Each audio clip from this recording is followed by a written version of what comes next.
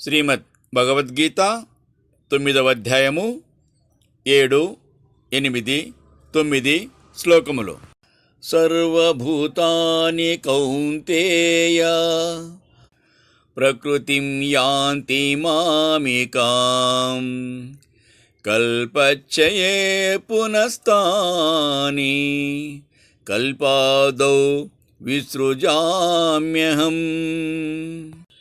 అర్జున, ప్రళయకాలమున సమస్త భూతములను నా ప్రకృతి యందు లయించుచున్నవి. తిరిగి సృష్టికాలమున వాటిని నేను బయట వేయుచున్నాను. ప్రకృతిం స్వామవష్టభ్య విసృజామి పునః పునః భూతగ్రామమిమం కృష్ణం అవశం ప్రకృతేర్వశాత్.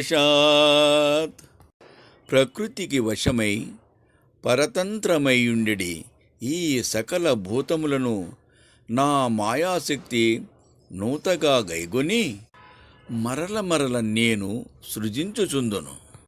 నచ మాం తాని కర్మాణి నిబధ్నంతి ధనంజయ ఉదాసీనవదాసీనం అసక్తం తేషు కర్మషు.